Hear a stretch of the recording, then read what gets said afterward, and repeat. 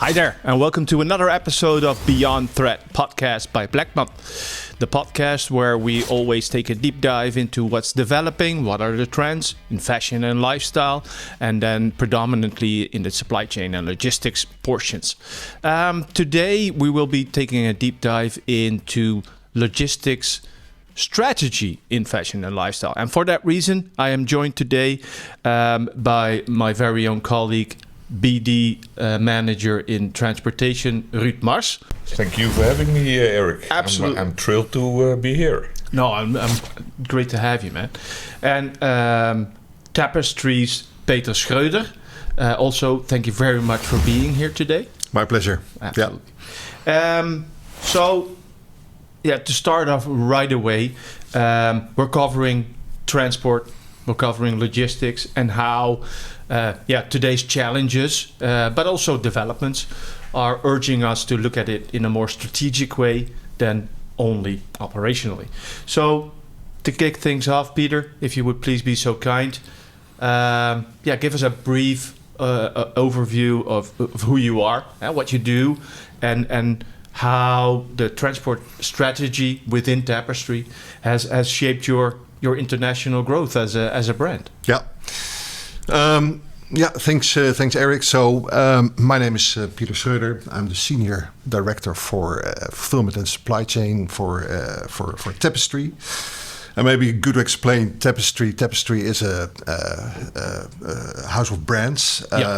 It's at the moment there are two brands, Coach and Kate Spade. Not the smallest. Not the smallest, Coach being the oldest and by far the largest as well. Yeah. So an American company. Coach exists since 1941. Quite an old brand, quite large in the US. Also well developed in APAC, and Europe was the kind of emerging market. Yeah. So we started Europe kind of late. Yeah. In fact, till 2013 has been a distribution model for Europe. And after that year, we decided to go direct and starting our own stock, our own fulfillment organization in Europe. And selecting a partner that could support us with that. So after some RFPs, RFIs, etc., we chose Bleckmann as an established fashion and lifestyle partner. Yeah. And since then they have been helping us grow the business, which went quite rapidly.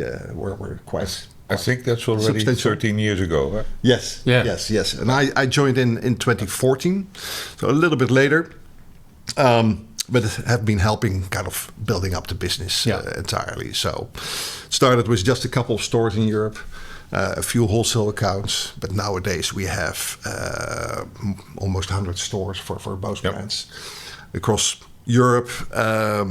Quite an established number of wholesale accounts, but also an entire e-com organization for both our own .com offering, but also marketplaces. Truly omnichannel. Absolutely. And a couple of other things happened as well, but we can talk about that, like more the challenges that we've come across in that period. So, Ruud, the listeners will likely have heard you before. You've been in the studio before. At the time, you were still the director of transport, the operational, the solution side of things. Yep. Right now, you've come over to the dark side, to business development. Indeed. And I thank you very much for that.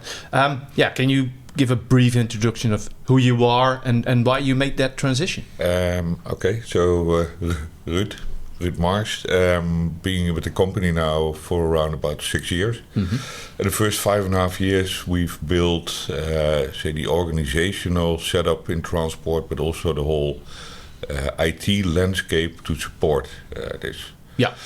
And the vision that I had in my head 5.5, 6 years ago, to be market leader in omnichannel transport with a state-of-the-art supporting IT infrastructure. Yeah.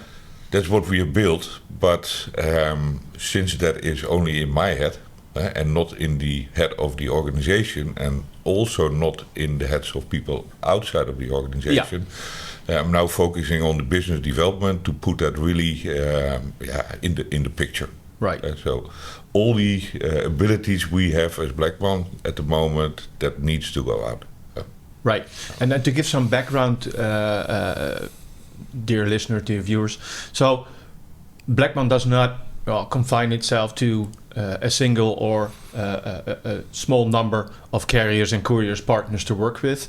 No, we want to make sure that we offer a menu of services, service levels, carriers, couriers that the brand can choose from, so that the overall, I think the customer message, so the focus on the customer is always exactly in line with their strategy, their wishes.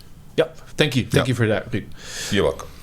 So guys, you work very closely together for many years already. So when you went and pondered about the right setup for cross-border transportation, what are the key hurdles or the key projects that you have been working on throughout the years? Well, it's maybe I can jump into that a little bit. I think when we started, the world still looked relatively simple. So a lot of things have changed in the meantime. Like I think one of our biggest challenges has been Brexit, for sure. So that was something that we haven't chosen for. Nobody did. So it was something that we had to deal with. And maybe one step back, how we were organized. So we have always been centralized in the Netherlands. One DC for Coach. At least later on, when we acquired Kate Spade, they had a more setup in the UK. So on either side, had a more brand specialized DC structure. So with Brexit, that completely changed, because we had a lot of cross-border traffic, UK being quite an important market, especially for Coach. So we had to deal suddenly with a lot of customs formalities, lost a lot of speed to market, etc. So that was challenging. I think Bleckmann really did a great job in coming up quickly with solutions. I remember that some of the 3PLs didn't want to go to UK anymore at all. They stopped it all. They stopped doing business. So so there was a good solution, but still a lengthy solution, and also expensive. I mean, we had really challenging times at that time, because our partner that went from the Netherlands into UK said we are Brexit ready. But at the moment we did our first pre or after Brexit shipment, it appeared that they were not ready. But they couldn't have been ready, because nobody knew what was coming. Exact. They were not ready at all. But they said we were ready. So goods were stuck at the border. We couldn't deliver. So we did a very fast change in carrier setup, just to support Coach and Kate Spade with a flow to UK that was unburdened. No, absolutely. So later on, we made some more drastic decisions, like setting us up with a separate DC in the UK and maintaining the DC that we already had in the Netherlands. We had no way of knowing that we needed that.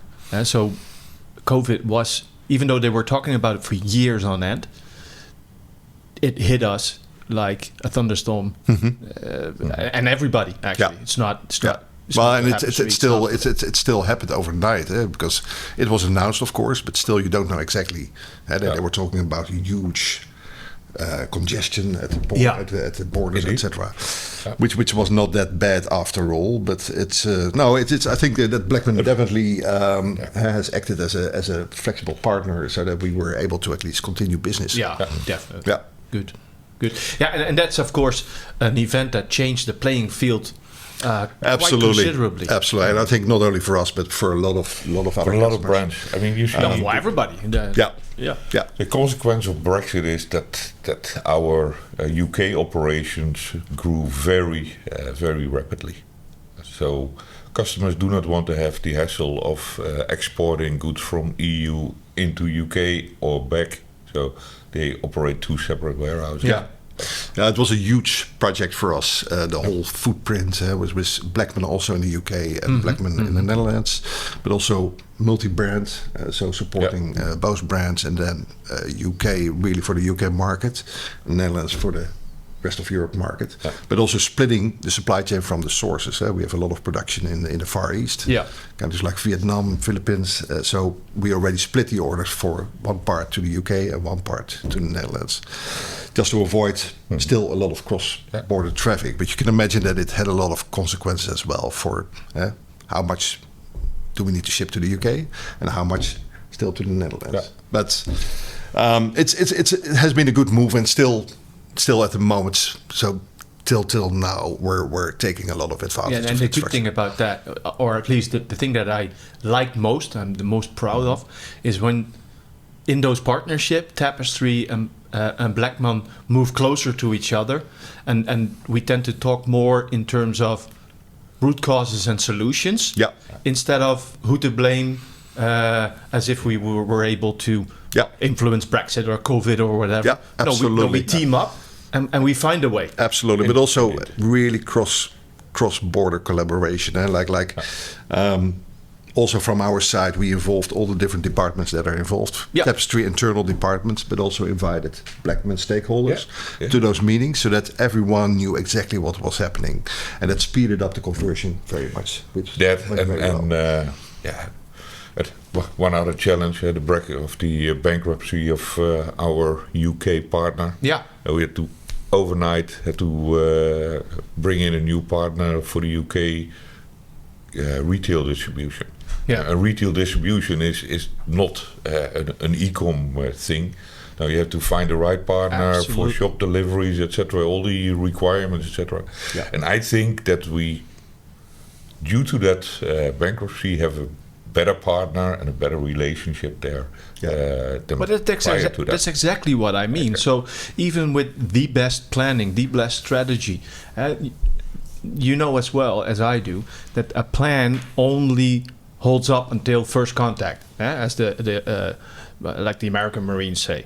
And so the plan is a theory, but as soon as you encounter something that is not what you planned for, being able to scope it, seeing it for what it is, and deal with it as a partnership. That's exactly what I mean.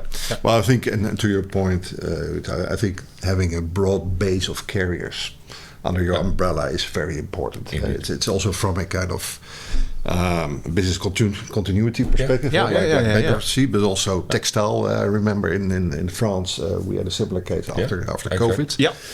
But also what we see more and more, especially with marketplace partners, is that they require certain carriers to have their preferred carriers. Indeed. And then it's beautiful if you have those carriers already contracted so that you can shift quickly.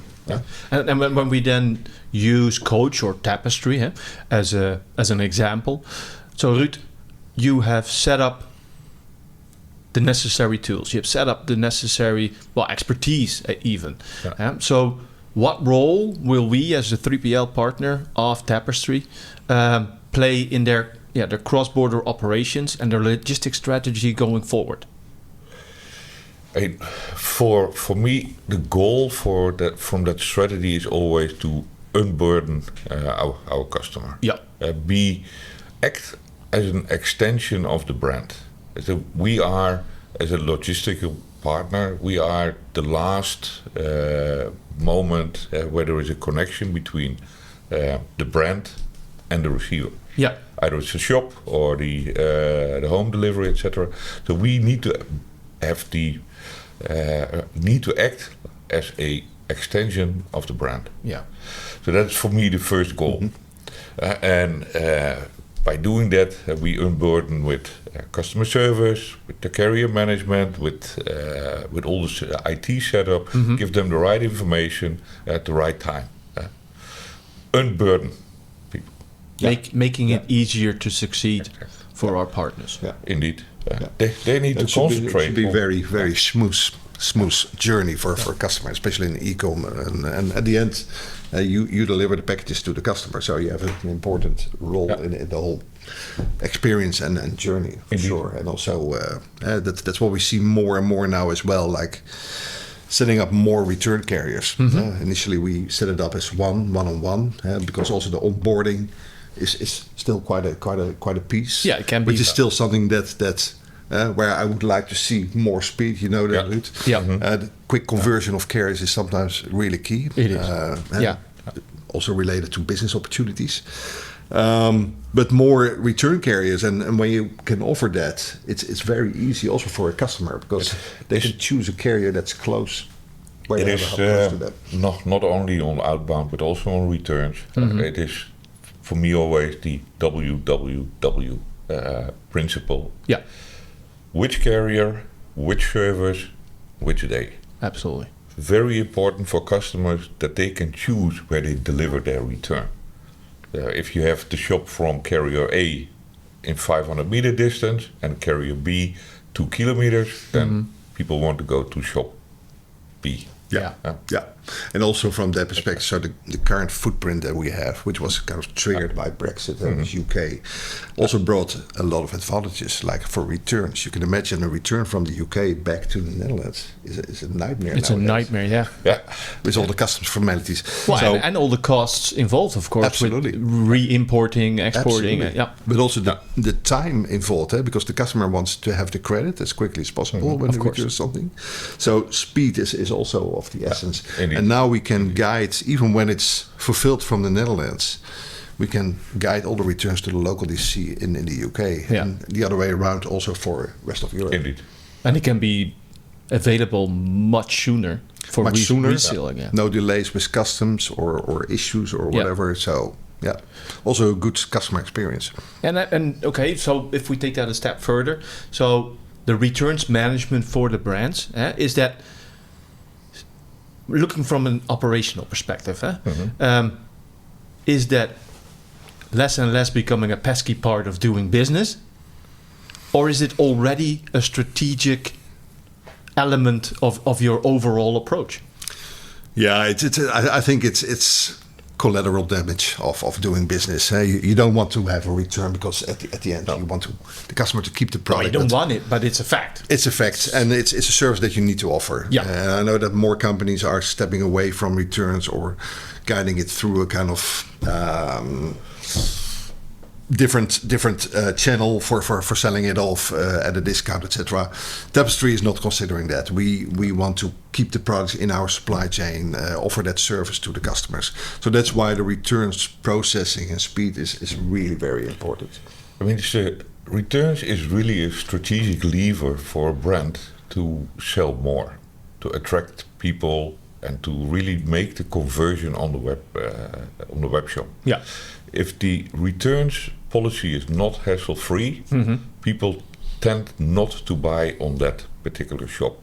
Again, then they go maybe via a marketplace, but on Coach.com, Coach is making more money than if they sell the same product via a marketplace like Zalando or About You. But if the return policy is not okay, then people tend, we try to do it somewhere else. As a consumer, which I of course am, and on the other hand, as a BD talking to many companies and companies, I spot the same thing. So not only does it need to be hassle-free, it needs to be rather easy to return your product.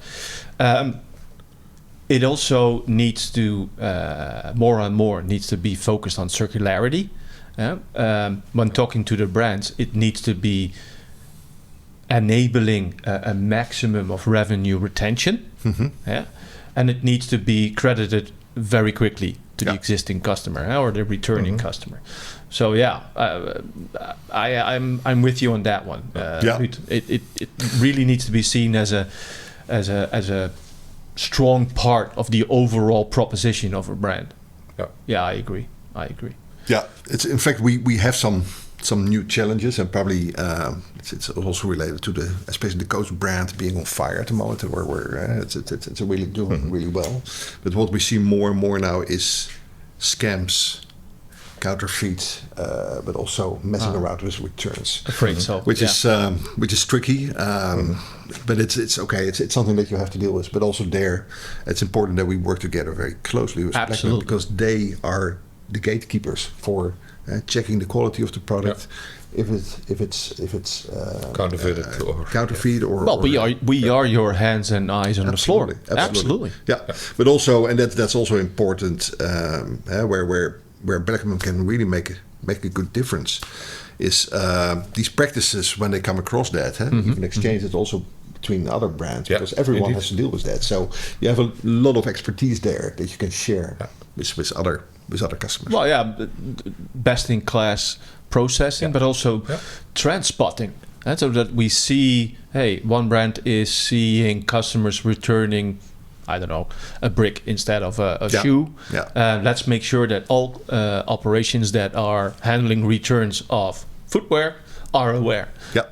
Absolutely. Key, really key. Going forward, guys, because you have been working very closely for years, and it will be for years to come. What's on the agenda? What's on the horizon? What are we going to see in, well, let's say the biggest opportunities to make transport work for brands, turn it into a strategic capability of Tapestry, for example? One comment from my side, and I know that, and Ruud, you elaborated on that already, with Blue Rock, with more integrated tools, with better tracking capabilities, which is really key for monitoring the performance of transport. And I know that you have a lot of in-house tools also to manage. One thing, what remains important, is that you're also open to other integrators.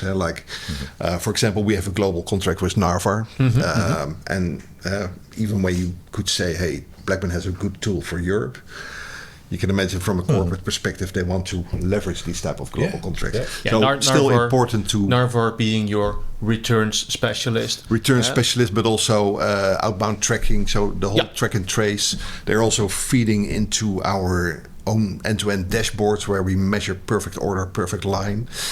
So they play an important role, and then it's really important that you stay connected with those providers and establish direct communication and lines. Narvar is not the only platform where we have integrations, but we have numerous. Exactly, and we have several integrations and try to have all those platforms available for our customers. I mean, I know that we can cover the whole supply chain, and I know that most of the platforms only cover part of that. But, so what we need to gear up with those platforms is, okay, those additional information we need to start sharing with platforms if customers have the transport on our contract. Gotcha. I mean, otherwise, and then we can even complete more info on the customer journey than you nowadays have. That's great, and it gets more and more complex and more solutions and integrators becoming available. So just to establish those lines, and then you can make a huge added value. And also huge impact. Take a lot of burden out of the supply chain for us. Because it becomes almost definitely. Smooth. So when I hear you guys and I combine that with my own experience and what I'm seeing in our lovely sector, I have to conclude that open and honest communication, cooperation, is really key, and that honesty also compels you to be honest when something does not go as it should. And that is not a direct success. Absolutely, because then together you can overcome that. And you can start marching in the same direction, and finish together in a successful way. Absolutely, and you see that in certain cultures, like let's not tell, let's keep it for ourselves. But I always say I don't want to hear from the business that something goes wrong. I want to hear it from you, from your partner. Yes, then I can inform the business, because otherwise I'm looking stupid that something goes wrong where I haven't been informed. So I have absolutely no problem most of the time if I receive an SMS or a WhatsApp or an email saying, dear customer, I'm afraid that something come up, the delivery will be done tomorrow. That to me means I am respected as a customer. I'm important. I've been kept up to speed, and that's a hell of a lot better than waiting for a product which simply doesn't show, and nobody takes any responsibility. It also shows that you control that you're in control. Yes, absolutely. That's one of the most important criteria for a customer is reliability on the messaging. Yeah, that is for them key in the whole customer journey. Absolutely, communication, information. Yeah, that avoids a lot of trouble. Absolutely. Yeah. Guys, I'm afraid it's already time. So that's all the time we have today. But thank you very much for your valuable insight, Peter, Ruud, and welcome. And thank you for being here to portray what a partnership looks like when you work with Bleckmann, when you work with Tapestry. Really good, really good. Thank you. My pleasure. Thank you. Good. So before we actually close for today, I know that some of the brands listening, some of the people listening are getting a bit jealous, so they want in. So if they have any questions, if they want to have any discussions, how would they be able to reach out to you, Peter? Yeah, I'm open to that. Yeah. What channels can they use? Maybe best to kind of coordinate it through you, and then say we can either set up a call or an email, depending on what the subject is. If it's an easy question, then we can do it probably via email or perfect.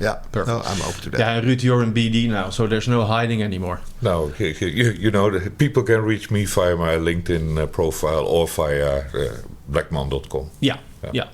And that's always the case, of course. Regardless of the subject of a podcast or the question that you have, you can always find us through the sales email or the overall corporate email via the website. So once again, thank you very much for being here, guys, and we'll speak soon again, without any doubt. For you, the audience, as always, thank you very much for tuning in. I hope that it has been as educational as it has been for me, even though it sounded like just a talk amongst friends. So very good. There are a lot of podcasts coming, so make sure that you click that button, you stay connected to Bleckmann, and you're part of the next Beyond Threats podcast by Bleckmann. Until then, my name is Erik Janssen Steenberg. See you soon.